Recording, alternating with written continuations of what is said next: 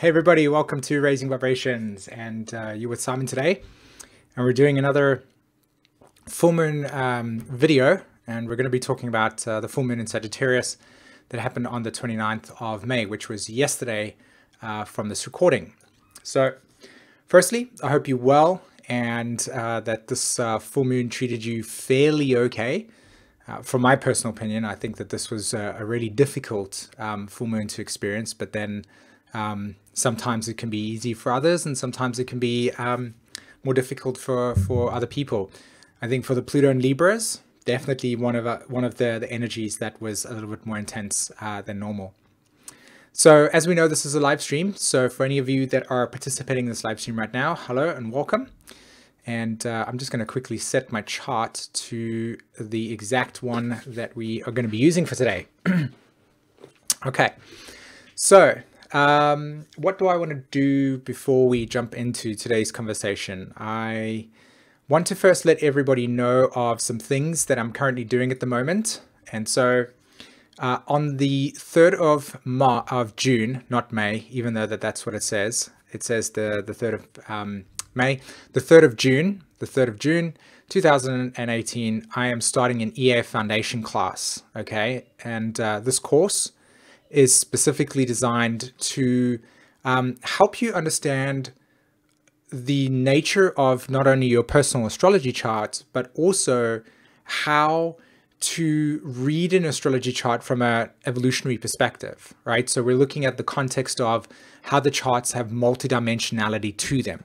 That's what we're looking at when we're in this class, okay? So if you want to know more about that, email me at info@raisingvibrations, or in the description or comments below, there is a link to sign up for that. It's 6 weeks, and you get all the material before we have a class discussion, and you really get to learn a lot from the experience. And then also, I have Learn Your Chart as well. And this is something that I'm really, really proud of. Learn Your Chart is a very unique experience. I basically draw up your natal charts, and then I create a playlist that normally constitutes 24 videos. And in these 24 videos are 3 or 4 minutes long of how this energy is playing out in your chart. So let's say, for instance, you have Jupiter in Libra, or Jupiter in Libra in the 2nd house. Then you'll receive a video that talks about what does Jupiter mean in the 2nd house, evolutionary speaking, and what does it mean in Libra. And what you do is you listen to all these videos, and then after that you come to me for a 1.5 hour astrology reading. So not only have you learned your chart before you come to the astrologer, we get all of that stuff out the way, and we really get to the core of how to actually understand your chart. And I really love this experience, and I'm very proud of its process, because it really helps you understand your natal chart in a way that's not just like, oh, I had a reading, but to actually immerse yourself in it and to have this playlist available to you for the rest of your life. Okay, cool. So I hope that that excites you in some way, shape, or form. Again, just contact me. raisingvibrations.com is where you can find just to book that straight away, or write to me and say, hey, Simon, I'm really interested in this. Can you tell me more? Okay. Cool bananas. So that's my saying for today. Full moon in Sagittarius. I think we've got to go with a little bit of humor. Sagittarius is the archetype of humor in the sense that when we come into the Scorpio energy, we're learning a lot about the depths of something. We're really submerged into the process of what it means to understand life at a very intense molecular level, right? And so when you read in the normal astrology books, you see Scorpio is very intense, or Scorpio gets to the bottom of it, you know? And it's because the energy of Scorpio is about the core of everything, okay? So when the energy moves out of Scorpio and into the constellation Sagittarius, it takes on this fiery element, and it takes this more expansive role and says, now I've seen the depths of whatever it is that's existing here. Let's expand it, let's explore it, let's understand it. But it is also where we take things into a level of being a little bit more lighthearted about the process. Okay, we can get so easily trapped into the intensity of Scorpio that we can forget that on some level life is also just this existence. And if we take it too seriously, like Bill Hicks spoke about, you know, we're going to miss the ride. It's like, don't take it too seriously. So some sort of lightheartedness that maybe can come from today's conversation in that sense. Okay, so let's have a look at the current energy. We have the moon at 8 degrees Sag in opposition to the 8-degree Gemini sun. And so we naturally have this connection of Gemini and Sagittarius axis, what I'll get into. So we know this is something about truth. We know this is about how do we formulate our points of views. Each of us has a point of view, and we formulate that based on gathering information, right? So we know that our truth is a collection of information that we've gathered, that we've assimilated into ourselves, that resonates. Okay, and I'm going to break this down for you right now, and I'll show you how that gets done. So we know this is about truth and how we collect truth and what is our personal truth. Okay, you can see here as well that you've got this connection of Mars on the south node, right? Mars is sitting on the south node, and it's in Aquarius. So we know that there's something around this need to push the new experiences in our lives, where vulnerability lies, and vulnerability around liberating from something that has been a container of the past. Okay, so Aquarius, the archetype of Aquarius, is all about how do we look at something and say that is limiting in perspective. Let's objectify it and observe it from a different point of view in a detached way and say, if we change this or transform this or we move this around, then what we can have is maybe a unique perspective that we never saw before. And so therefore we kind of transform the nature of the form itself, right? And of course, Aries is the energy of discovering ourselves in each moment. So we're discovering something around looking at things from a different objectified perspective and saying, this is an interesting way of observing this.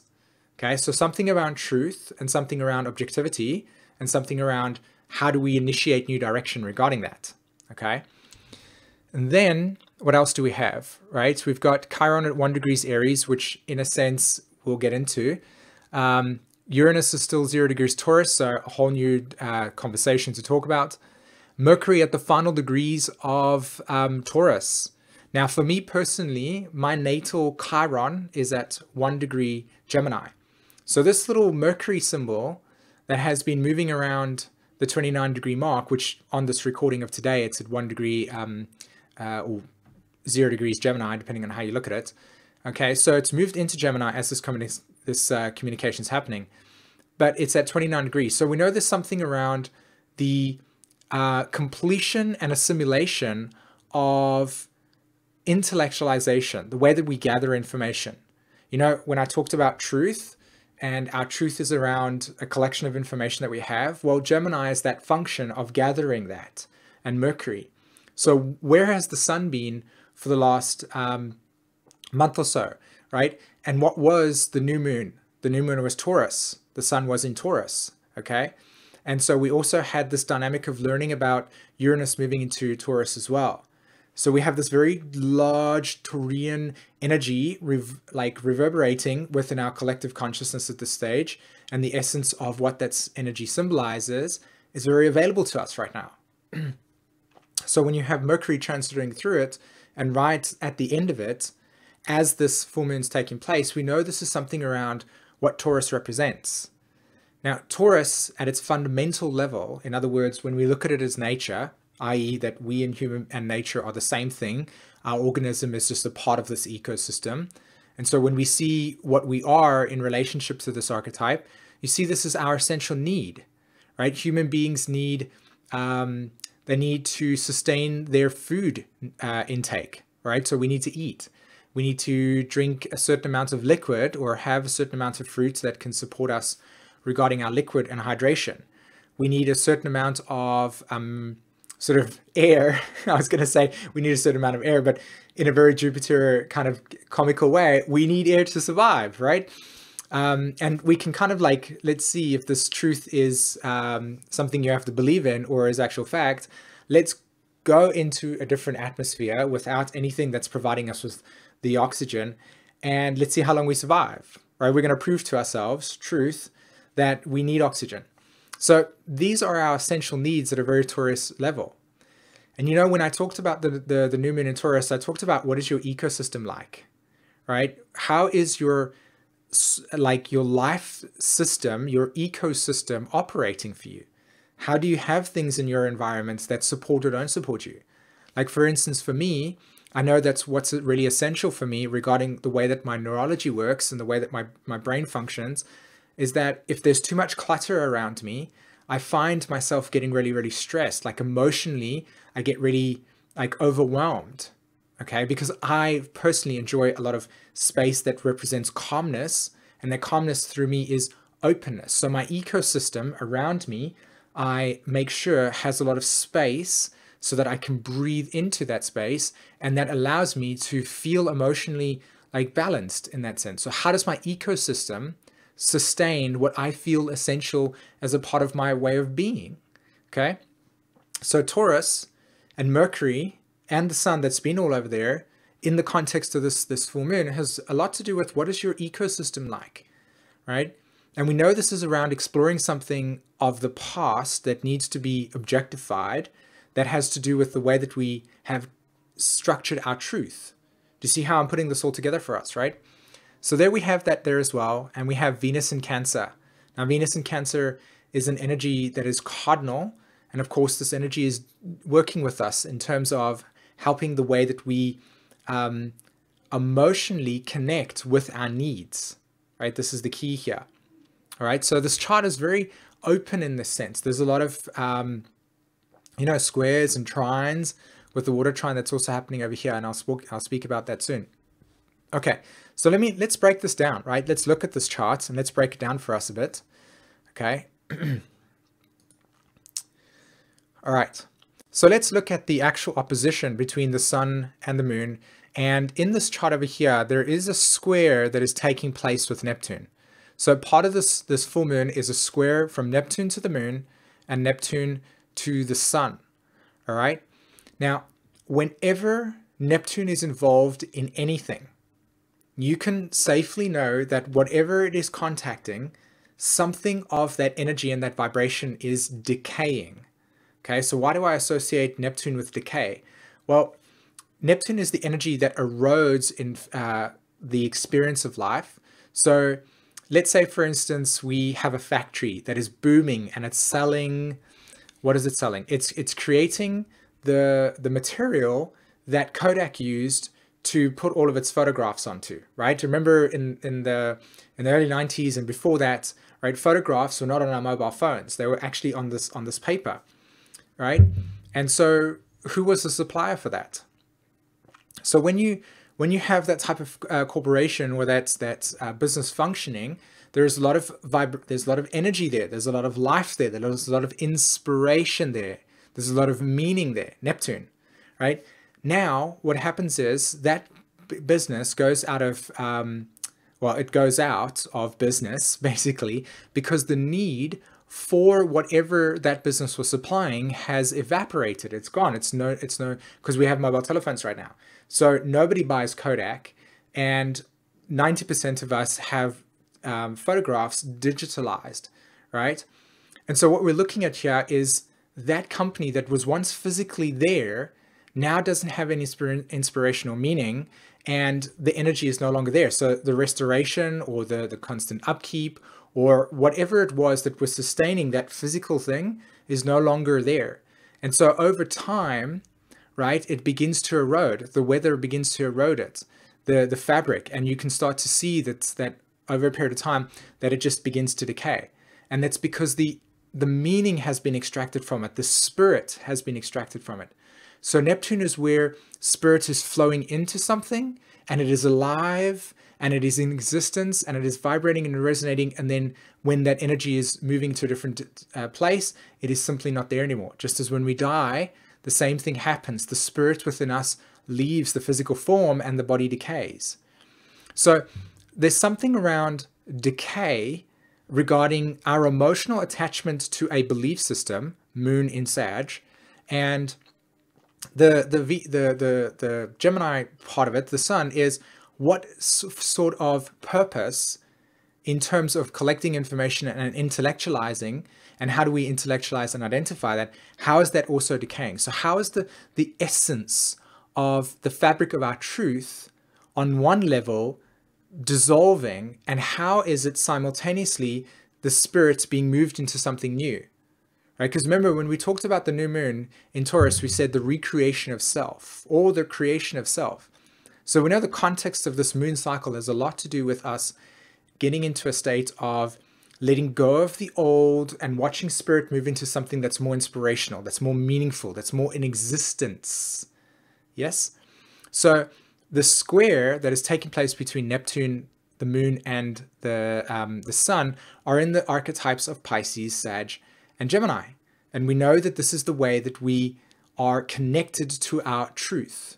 The connection to truth is Pisces, because when we are resonating with something that's internal within us, it is reverberating our authenticity.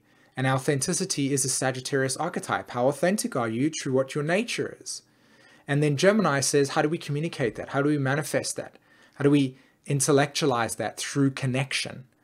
So how is the essence of our truth being sort of eroded slowly, and it's moving away, and how are we breathing life into something new? How is the spirit coming into something new for us? Okay, and this is the core essence of this full moon in Sag. It has a lot to do with the truth of your authenticity around who you are and what you value. Okay, and then ultimately, how does that show up in terms of the context of your life direction? So why do we talk about life direction? It's because of this, right? Saturn, situated over there in Capricorn at 7 degrees retrograde, and it's in relationship to Gemini, right? The sun, and the North Node in Leo. Can you see that there? Right? And it's making a yod, right? It's 9 degrees North Node, 8 degrees Sun, and 7 degrees of Saturn.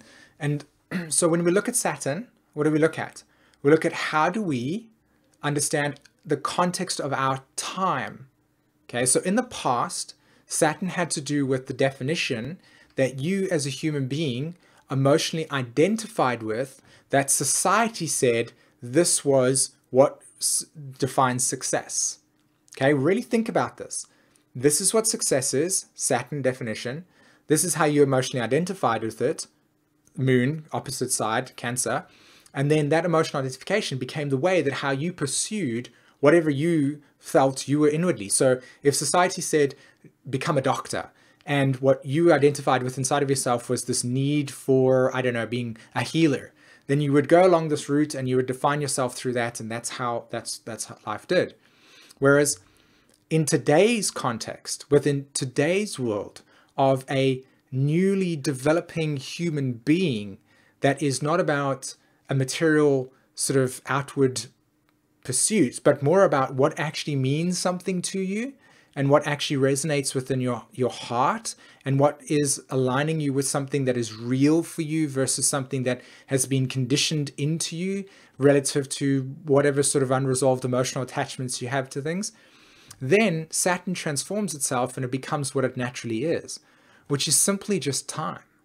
It is the energy of your authenticity moving through you and how you are emotionally identifying with that authenticity in each moment of your existence. So right now, Saturn, I'm embodying my fullest authenticity, because the thing that gives me joy, that aligns me with something that I feel purposeful in, is sharing with you a way of seeing astrology that is beyond just the surface, that awakens your soul, that awakens you, that doesn't just simply become regurgitated language, but actually allows you to come off this video and say to yourself, what is my authenticity? Or I have my authenticity. I'm going to look around me right now and say, does my ecosystem support that? And what can I do to adjust my ecosystem that becomes more in alignment with who I am? Because this is who I am. This is how I'm understanding myself, right? So the pursuit of understanding becomes inward. And so this astrology is a platform or a portal that allows you to awaken that within yourself. And so I'm embodying that expression in myself and then sharing it with you here on YouTube and wherever it else is on Patreon and so on and so forth.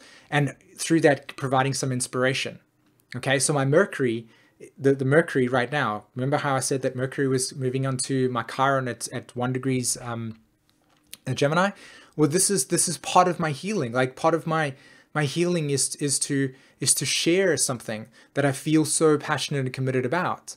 And yet the woundedness that sits in it is saying part of the definitions that I've used in the past in terms of past lifetimes has led to certain lifetimes of never feeling like that could be experienced.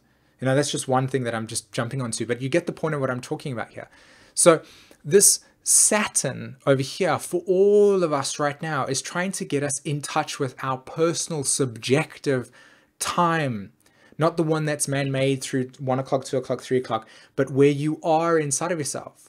How many of you wake up on a Monday morning or a Tuesday or any day for that matter, and you feel like your body is not emotionally wanting to do what you have to do in that moment, right? Your body says, oh, I'm not really there. My internal clock is different. I need more sleep, or I need to wake up a little bit longer, or I need more time. So you have to kind of adjust to what your internal clock is actually talking about.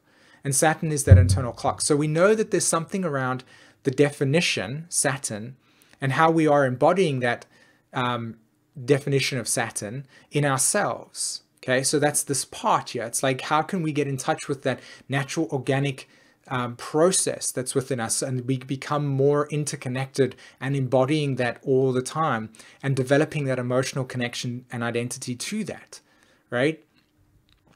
And so the interesting thing here is, if you have a look, the Sun and the North Node are connected together in a sextile, okay? And the North Node ruler, in other words, the planet that's actually influencing the North Node is the Sun. So we know that this is around our connection, our intellectual connection to the way that we see ourselves.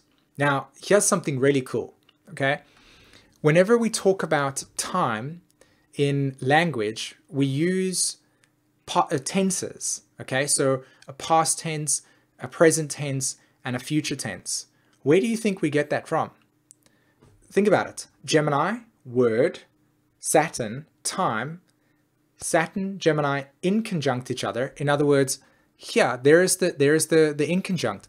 The connection between Saturn and Gemini in the natural zodiac teaches us that whenever we are using words, the context of that word has always got a time association with it.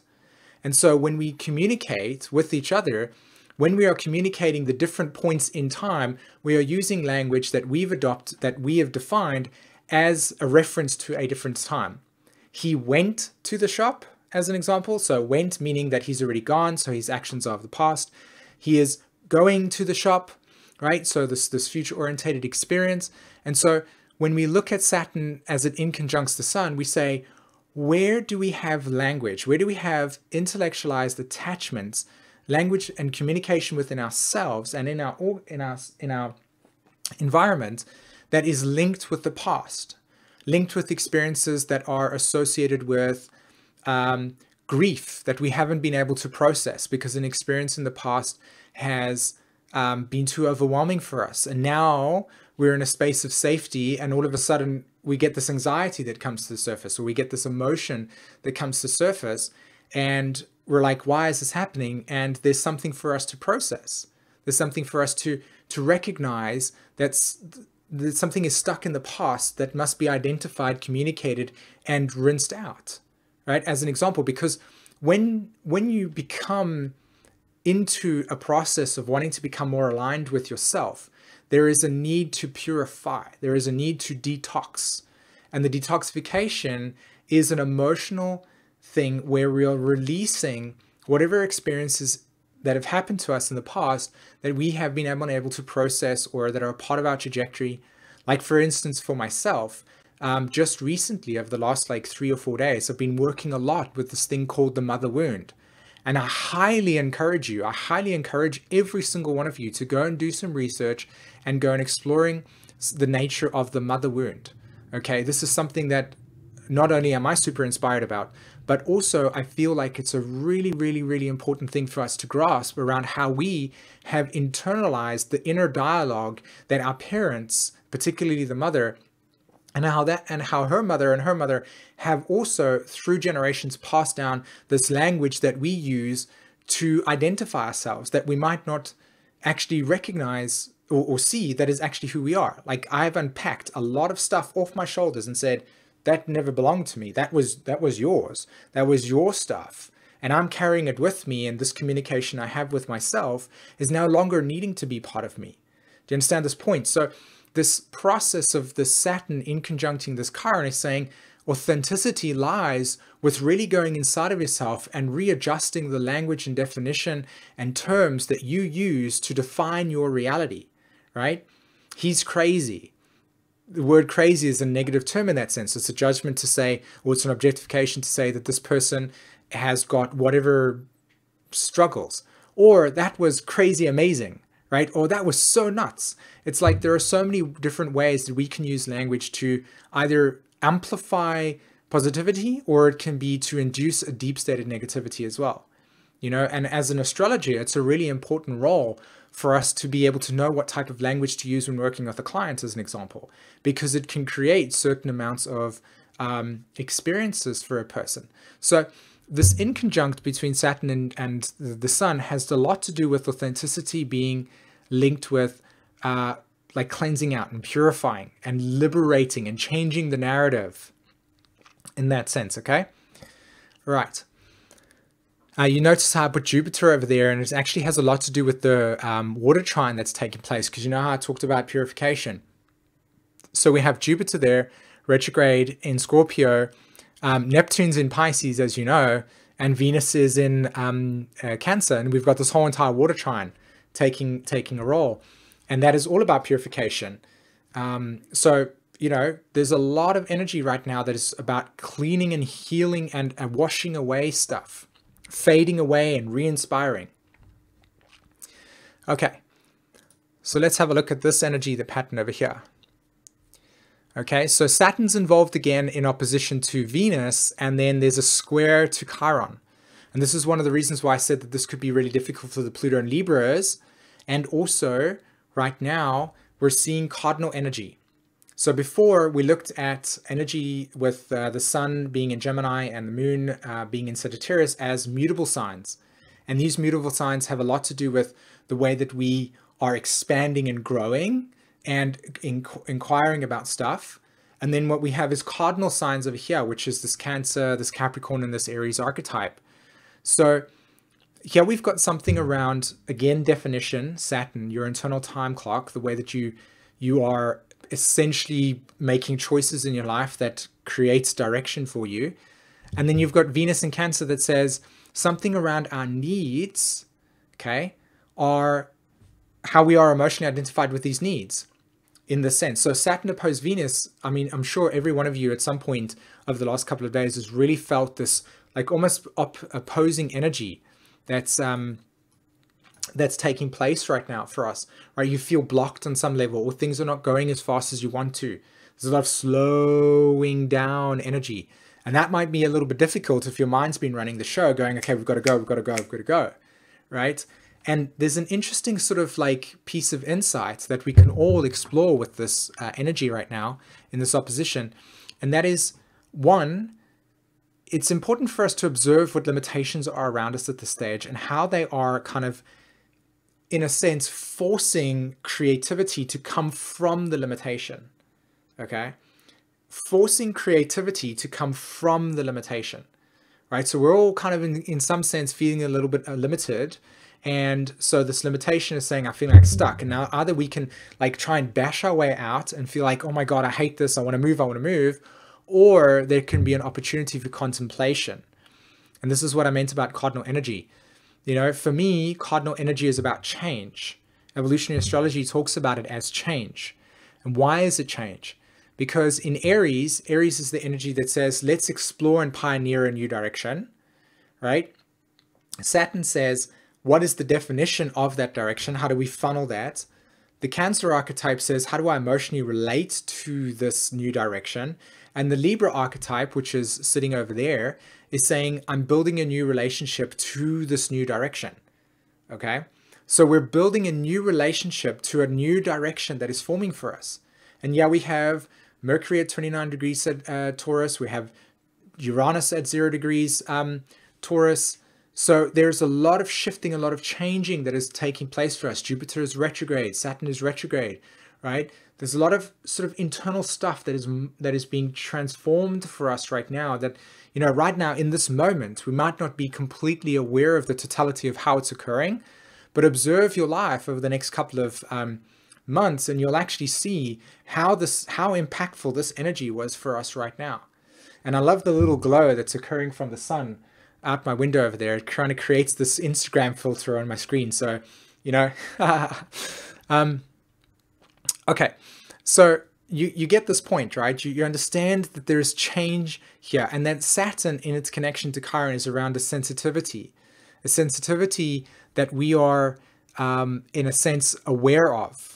And even Chiron at 1 degree Aries is talking about a new direction, but it's not a total new direction, because Uranus is going to retrograde and Chiron's going to retrograde. So right now, I mean, that sun's really, really bright. So I hope that that's, you know, creating a positive effect on the situation and not kind of blurring up my face. But the point here is this, right? We're dealing with the nature of change in its sort of infancy. You know, it really is the truth. It's very infant at this point in time. It's really, really like it's small. It's really, really new, and it's not going to explode yet. And I personally think that once Chiron goes back into Aries and Uranus is, you know, committed to the Taurus archetype, we're finally we're going to have the kind of energy that will come into our consciousness and really, really boost what this period of time has been for us right now. And so right now, I think it's very much about slowing down.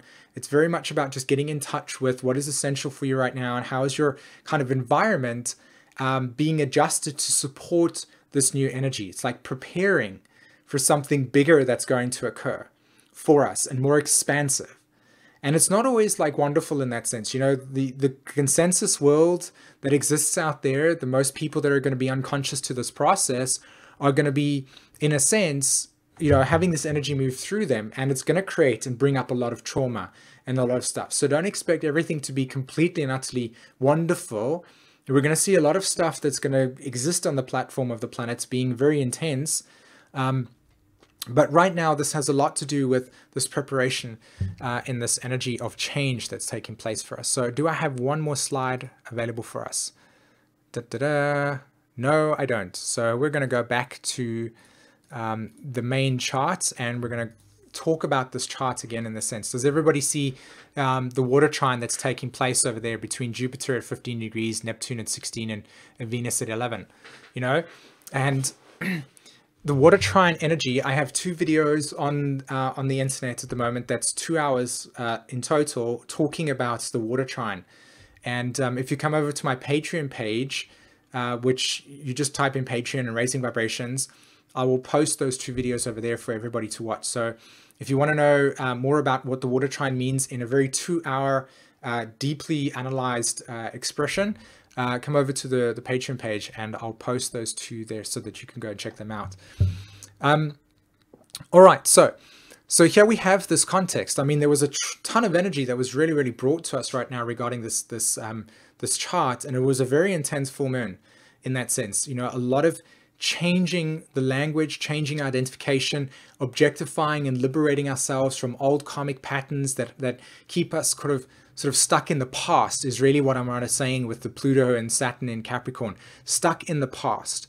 And so a lot of the stuff that can benefit us right now is really getting in touch with processing things that, in a sense, stop you from feeling abundant and joyful in your life, feeling that you can open up your heart and trust life, feeling that you can be allowing a deeper experience for you to be present.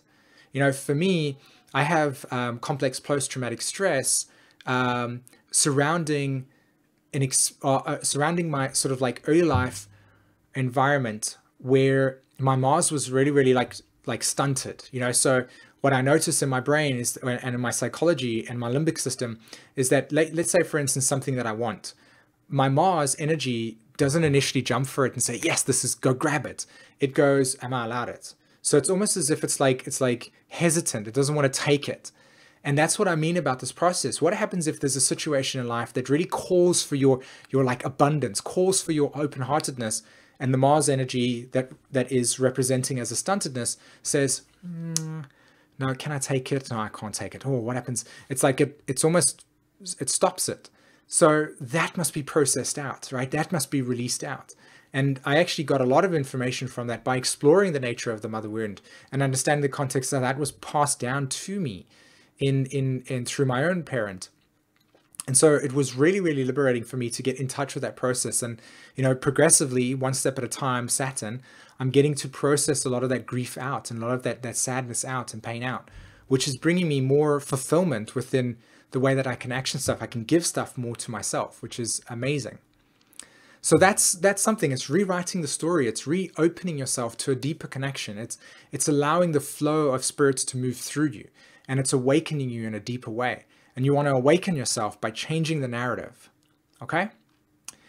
All right, my friends. I really hope that you got a lot out of today's conversation, and that it begins, helps you think and process about this. Okay? So there's a couple of things that I want to remind you of. Firstly, in the description and in the comments below, as soon as this video is sorted out by YouTube, I will post a link to the article so you can go and read that. You can read that on my website, or you can read that on Patreon. And so that's where you can read the article. That's really, really good. If you want to stay and watch the Q&A that I'm going to be doing right now, you're more than welcome to do that. I'm going to take a 2-minute break to just get some water, and then we'll jump over to some questions and answers from Patreon. And the other thing I want to share with you is, don't forget about the 3rd of June, not the 3rd of May, but the 3rd of June. There is a EA Foundation course. And if you want to know more about that, info@raisingvibrations.com. Just email us and say, hey, I want to check this out. Or in the description below, there is a link to actually sign up straight away. And then also learn your chart as well. So if you're keen to want to learn about your chart and understand it in a very deep way, and then have an astrology reading afterwards, go over to my website again, Raising Vibrations. Otherwise, in the description below, there will be a link. So when you are ready and you're super excited about having your chart read, this is a really, really awesome experience. It's super unique, and I really, really love the manifestation of it for myself. Okay, so I'm going to say, have an awesome week to any of you. If you want to stay on and watch and listen to the Q&A and be a part of it, that's fantastic. I will be back in literally 2 minutes, and we'll continue with that, okay? Otherwise, take care, everybody. Thanks so much for joining me. Bye-bye.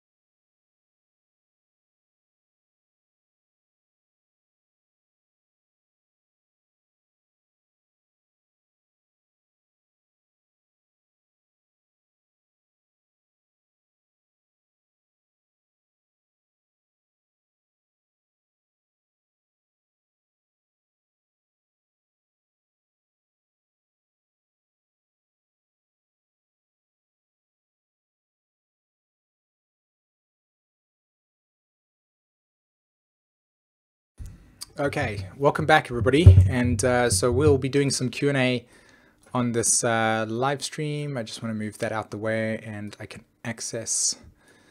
Okay, so let's go to Patreon first. Press the F5 button. So what am I doing? What am I doing right now? I am answering some questions from our Patreon members, and if you want to go check out what we do on Patreon, I'll send you a link to that over there, and you can go and check that out while my camera changes my face. So in the Google chat, I've posted the Patreon link as well. If you want to be a part of something like this, where we just kind of have a chat and answer some questions, you can go sign up for to Patreon, and you can just ask all your questions over there, and I'd be happy to respond to them and interact with you. Okay. So let's have a look. Are there some questions that are linked with today's conversation? If there isn't any, you know, anybody that's on YouTube at the moment, you're more than welcome to write a question. I'd be happy to respond to it. Okay. So bear with me for a second, everybody, while I just skim through there to see if there's any questions, and then I'll read it out to you so that you're there.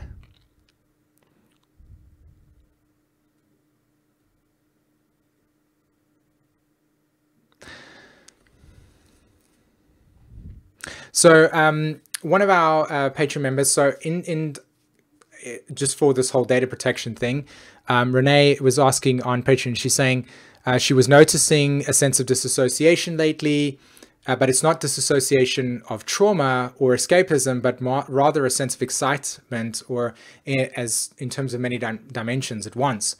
And she says that she can physically feel them in her life unfolding. And this is a really interesting thing that you talk about, because if you look at the actual chart itself, you'll see that the Neptune has been connecting with the sun, right? So Neptune in Pisces connecting with the sun, and we've also had Venus connecting with Neptune as well.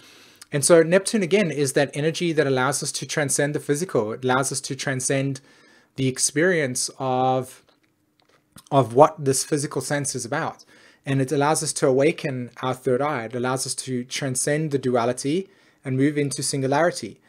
And so these dimensions that you're picking up on are probably channels from within inside of yourself that are not of your physical ego sense of self, but more along what your soul is trying to talk to you about at a multidimensional level. And this is an amazing experience, because this is the point. This is the reason why we want to do astrology this way, because we want to awaken this within us. We want to allow this process of multidimensionality to flood through us, and for the electrical system to wake up and say, hold on, there are states of being that I'm accessing that are not fully formed on the planet. I mean, I sit here today and I've been experiencing the same thing as you. That's why I know what you're talking about there. I was recently looking at I'm going to run a workshop at some point that is called Understanding Your Essential Needs. And the workshop is based on taking the concepts of nonviolent communication, looking at where your Mars and Venus is in your chart, and some certain other planets, planetary configurations.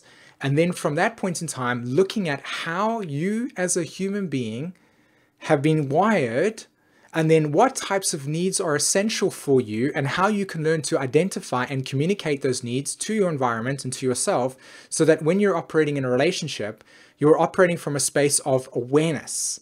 And imagine being in a relationship where awareness is available, right? Imagine being conscious in a relationship, and you're able to understand these needs, and you're able to actually express them, and they might not always get met, or it's not always going to be, you know, beautiful, but there's going to be an opportunity for what I would say the Pluto and Libras were struggling with when they were growing up, which was their parents not being able to know how to express themselves fully because of the gender role assignments and the repression that would come on them, right? And so therefore there would be polarization.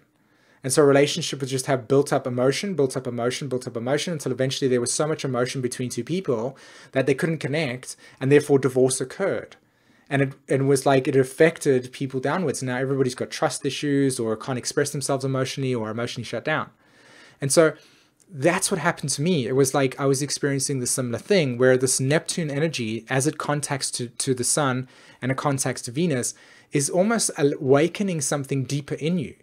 And for me, it's awakening this process of how relationships, because I've got Pluto at 29 degrees Libra, how relationships can be when we can have that emotional identification between two people, and how much more survivability there can be in a relationship, and more intimacy can occur in relationships because of that, right?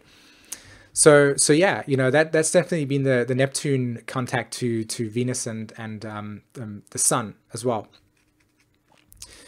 Okay, so let's have a look. Jacqueline was writing, if Saturn is actually about time, why is it so often about guilt and shame and suppression? Awesome question. Love it.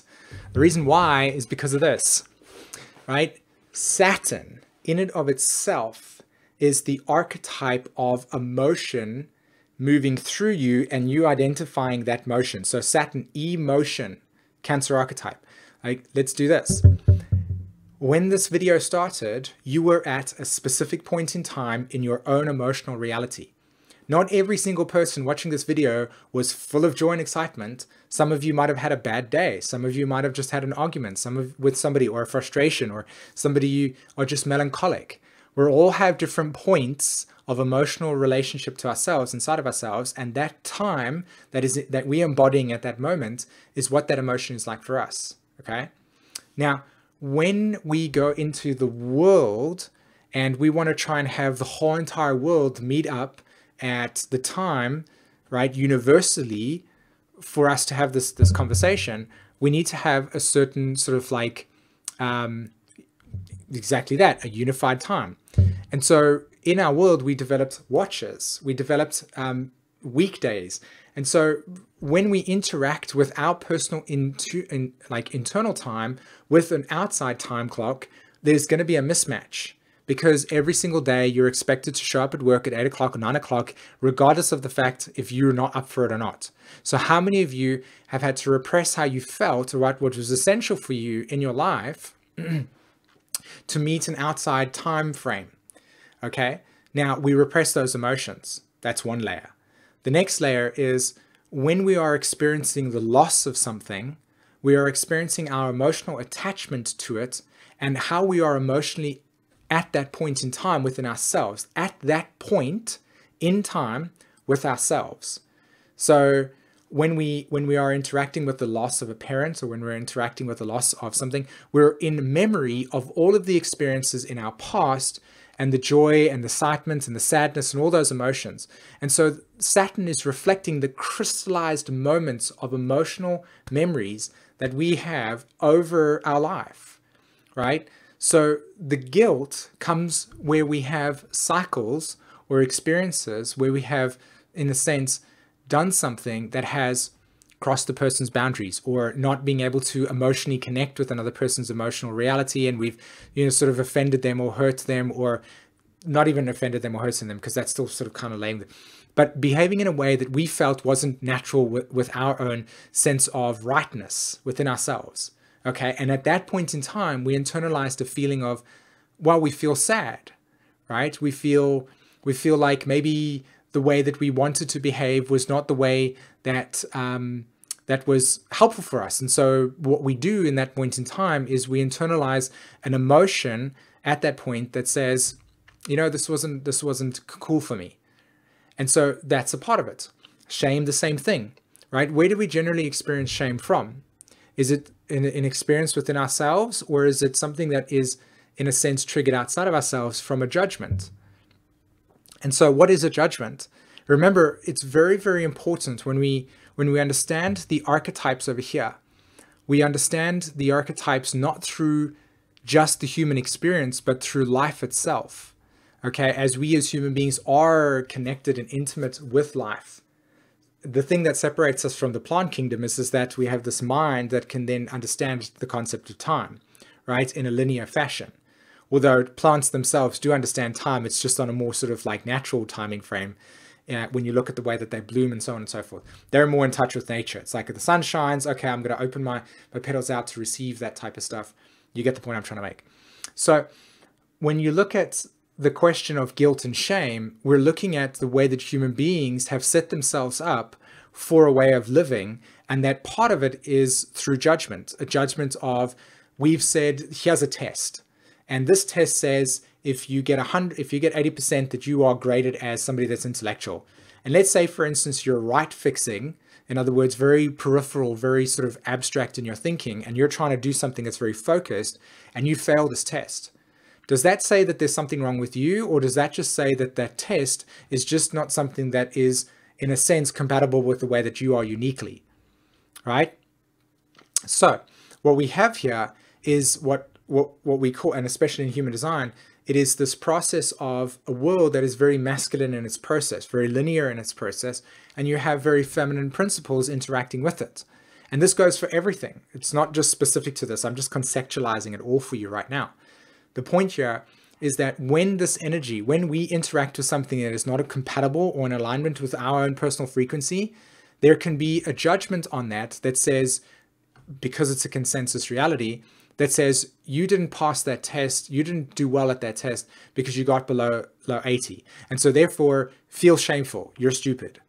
Now, the point here is that there are certain vibrations and frequencies that are very logical and linear and require that way of thinking. And when you're in alignment with that process, that is the world that you exist within. If you're somebody that's more experimental and more peripheral in process like myself, then something that is more intuitive, something that is more holistic in that sense would be applicable for me, right? And so therefore I wouldn't experience shame in the same way, because I wouldn't be like going, oh, I failed at this because there's something wrong with me. The judgment that we internalize, that is an emotion around we are not worthy enough, or that we are not good enough, because we're always trying to fulfill the inner child. I mean, Jesus, this question over here, I could speak for another 352 hours on, in terms of the complexity of what is occurring here. So I'm trying to put it into bite-sized things, but I can feel the energy just coming through me. So, here's the rant. So the nature of Capricorn is about crystallizing time. The emotion associated with it will be relative to whatever your own personal story is about. Now, if you never had an emotional attachment to either parents that reinforced you at a young age that you were loved, then you could create, yes, the internal critic. So you've got this internalized sense of self that is stuck in an emotional state, Capricorn, that at that point in time, that then becomes a process where it imprints on you of everyday reality. And if that was around shame, or if that was around guilt, or if that was around repressed anger or whatever, then that emotion is contained in it. Whatever it was that experience, it's there, it's crystallized. And that's what I meant about the water trine purifying the inner dialogue between us. That's what happened to me. I looked at the inner dialogue and I was like, oh, I can see this inner dialogue. It doesn't belong to me. I've assimilated it from my own parent. And so therefore, I'm just going to pick up the bricks of crap that I have to carry every single day because I took it on board unconsciously. And now I'm just going, thank you very much. That belongs to you. It's not mine. I don't need to fix myself there because it's not something that's broken inside of myself. You can have it back, right? And so by doing that, we are purifying, we're releasing, we're giving back the disempowering experience that happened to us at a point. Therefore, the time, Saturn, that is emotionally crystallized, is in relationship to Virgo, Earth trine, right? Virgo is the process of trying to perfect things where there is a sense of lack, where we're trying to grow into something. So in our world, the critic, the shame, the guilt is all linked with Virgo. We can do better, right? And then the Taurus archetype comes in there that makes the Earth trine. And what does it do? It says this is our inner dialogue to ourselves, our inner relationship to ourselves, okay? So Jacqueline, you're also saying, why would women who is raped internalize guilt and shame? Awesome question. Again, something that's really, really intense around human beings understanding the concept of Plutonian energy, okay? Like, again, another 350-day rant on this thing over here that I'd love to share in it. But when we're talking about something that is about rape, we are firstly dealing with what? We're dealing with the inability to recognize or honor the sacredness of boundaries. And rape doesn't have to be physical. It can be emotional rape, okay, as well. It can be intellectual rape, trauma, Uranus in the 8th house as an example, right? Sorry, not Uranus in the 8th house. Uranus conjunct Mercury in the 8th house, or Uranus in the 3rd house, you know, squaring Pluto, or any contact to Mercury, an example, can talk about trauma regarding boundaries on an intellectual level not being able to be allowed or understood. You know, so we're dealing firstly with this process of how boundaries work, okay? And then we're dealing with a traumatized soul in which their own sense of self is so crippled that their ability to recognize what they are doing to the other person is not there. That emotional connection's gone, okay? Then the second thing is that whenever you are being in some way, shape, or form abused on some level, what is the first thing that's going to happen at an internal level, right? You're going to internalize hiccups through the water. You're going to internalize this process that you are unworthy, that you in some way, shape, or form that this is your fault. Do you understand this point? Like, this is not a process where you look at the other person and go, they are traumatized, they are like, you know, internally within themselves, not understanding the concept of power and how to use it. So it's abuse of power. And this is something that human beings are trying to understand in regards to Pluto. Pluto is all about power, okay? And so when we're dealing with Plutonian energies here, we're dealing with deep, raw, unconscious emotions that are coming to the surface that cannot be managed by an ego, right? It's just there. So there is things like, there can be cultural belief systems around the complete violation of boundaries that leads to trust with inside of the person that's their fault. And even if you go back to the times when patriarchy was deeply, deeply part of the process in human beings, and we're exploring the masculine principle, you know, let's say, for instance, the man had decided to have the Virgo archetype, right? This woman comes along and says, I want to be of service. And again, the feminine principle is about receptivity at its core level. And the masculine principle is about moving through something. And so when we're exploring the patriarchy, we're exploring the nature of how the masculine principle is moving ahead. Everything is about the direction forward like that. So the feminine principle is in of service to that. But through the distortion of how the male energy is trying to learn how to be sacred with the feminine, it is destroying those boundaries. It's assertive, it's aggressive.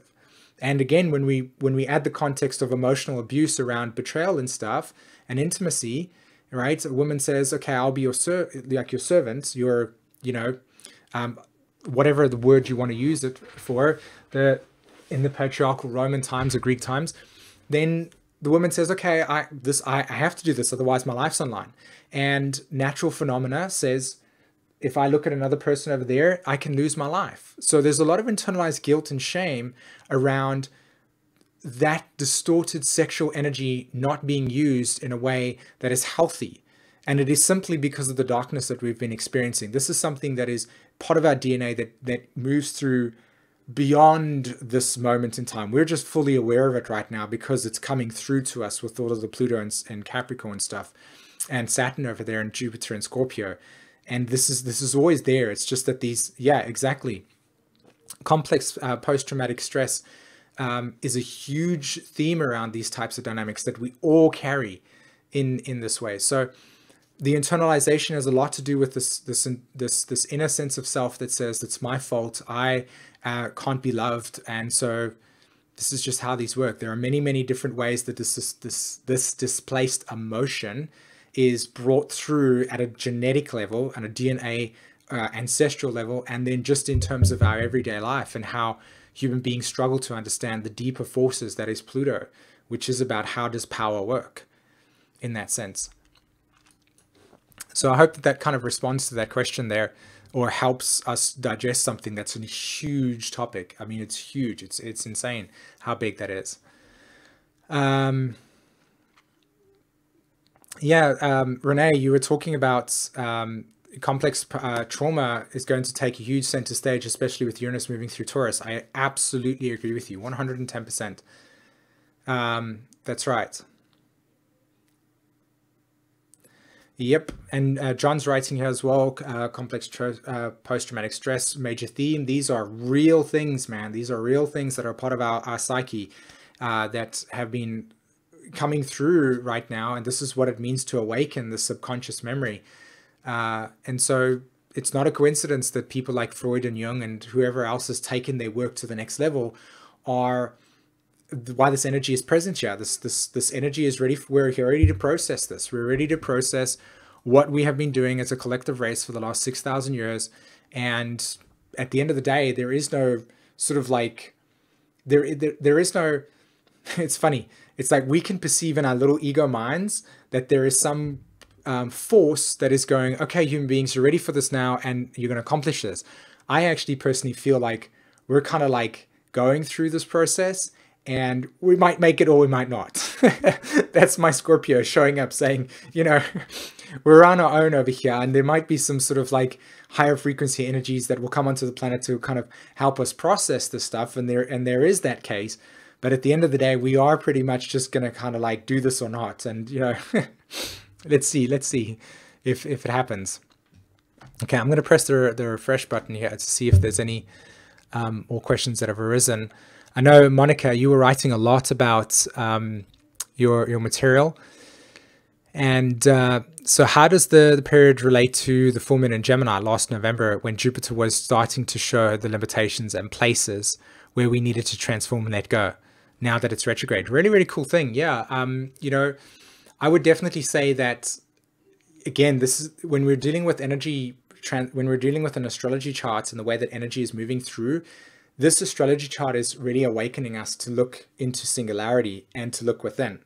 And so when we kind of invert and we look into space, which is us, and we access this non-physical realm, what we are really doing is we're already accessing the nature of how energy is moving through us. This creative life force, this creative principle is moving through us and existing within us. And, you know, we're kind of embodying this expression right now. And when we look at an energy pattern that was happening in last November and we compare it to right now, all you're seeing is simply that whatever was initiated then is coming into fruition right now. And so the context really is just that right at that point in time, the transformation was around an adjustment. It was around a change. You remember that Mars and Venus were making a new phase conjunction to each other. And now we have Mars in Aquarius and Venus in Cancer. And of course, these energies right now are developing their own evolutionary cycle. So the context of that own evolutionary cycle right now for us is really, really purifying the inner dialogue that we have to ourselves and the emotional attachment that's linked with that as well. So how do you talk to yourself? Okay. So let's have a look. Have we got any more questions that's showing up for us in Patreon? Nope. So if that's the case, I've got a little bit of more sacral energy to sit down and talk to everybody. So, you know, if you want to write something in the Google chat, you're more than welcome to. If you want to use this thing called the super chat, you're more than welcome to do that as well. It's a really cool feature, by the way. You click on super chat and I think you donate a certain amount of money, and then Google kind of like pastes your whole picture, your whole like message and information in the chat in a very, very big way for everybody to see, including yourself. So if you want to try that out. Rachel Harding, power to the people, totally. Absolutely. I know that you've got a lot of Aquarius in your chart, so this would be a time for you to really kind of bring up a lot of your uniqueness and your insights and understanding. Breathing through complex post-traumatic stress. Yes, I agree completely. And taking time in nature. Absolutely. Nature is really, really essential to healing the limbic system and the prefrontal cortex, because nature doesn't have judgment. You don't get shame and guilt in nature. So what happens is that when you kind of go into nature, you have natural sounds. You connect with, it resonates with inside of yourself. It's all about resonance. And it's a very relaxing harmonic experience. And I think that nature really calms the energy field, and it really supports a grounding of the electricity that exists within your Uranian field. It gets rid of all the fuzz. You know, and for most of us, we live in a Wi-Fi orientated world. If you want to go and read more about how Wi-Fi energy is impacting us, you just have to go and research EMF understanding and electromagnetic frequency, and you'll see it's just around us. I mean, in my house, apart from the Wi-Fi that connects to the laptop upstairs, I've pretty much basically just, you know, hardwired all of the electronic devices that need an internet connection using cable, just to kind of liberate that. And I luckily live on a side of a house where there's only one Wi-Fi on that side. So it's not as intense, but it can be. And it's a very scary thing to look at when it comes to living in this electrified world and then living in nature in that sense. And let's have a look as well. So Eddie, you started a class today. Awesome. Really, really amazing. I'm hoping that whatever it is for you is going to bring you like tremendous amounts of alignment for yourself and empowerment, man. More empowerment to yourself. So Renee, you're talking about, you've been reading an article about workday design, breaking out of the restriction of task-based work and into a more creative space. I love it because it's this task-based stuff.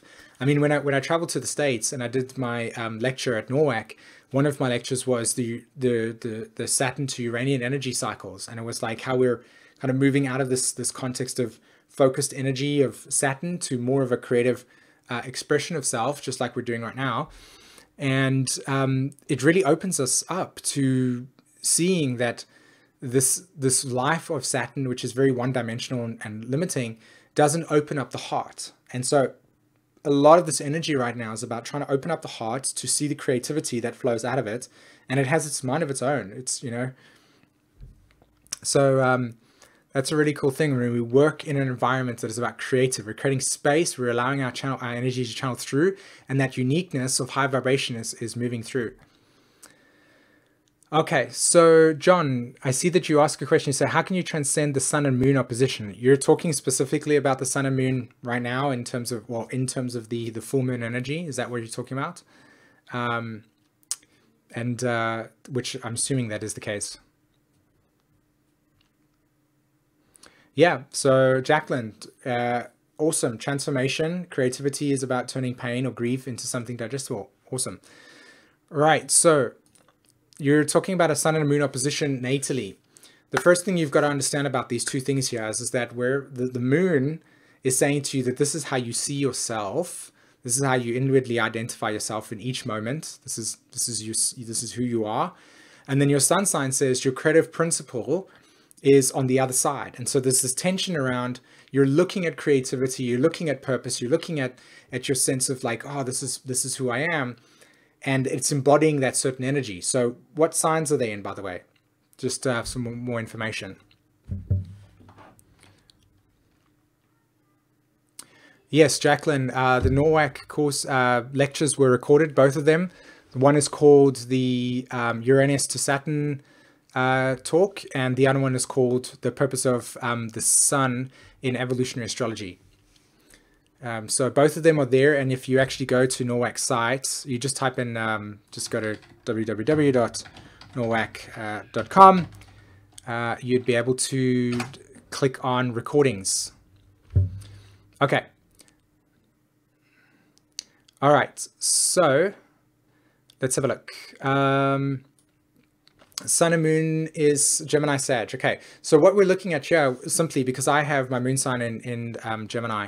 So in this particular instance, you're looking at the context of your self-identity moon in relationship to the sun and those two archetypes. So what you want to do is when you have an opposition in your chart, you want to take this energy, that your sun and moon is in, and you want to merge them together. You want to balance them in together. That's how you transcend it. You're actually looking at both of those energies and you're trying to put it together. So whatever your sun sign is in, you want to embody in your moon sign. And whatever your moon sign is in, you want to embody in your sun sign. They're polarities. And so because there are Sagittarius, Gemini, it is about learning that truth is diverse and that to understand truth is to explore. That's what I would give to you in terms of a process of alignment, okay? To understand that. All right, my friends, thank you so much for letting me share the space with you today. My sacral energy has run out, so I can feel like I'm putting a lot of sort of mental energy into the thing now. So Thanks very much for joining me. I hope that you loved the session today and you got a lot out of it. And don't forget that if you are wanting to study astrology, there's a course that's starting on the 3rd of June. And learn your chart as well, a unique way to actually understand how your chart works in that sense. Other than that, have a wonderful, wonderful, wonderful week, and I'll speak to you soon with a subscriber chart reading and also the next installment of the, what was it called? The Natural Zodiac series, which I'm super excited for. All right. Thanks, guys. Take care. Bye-bye.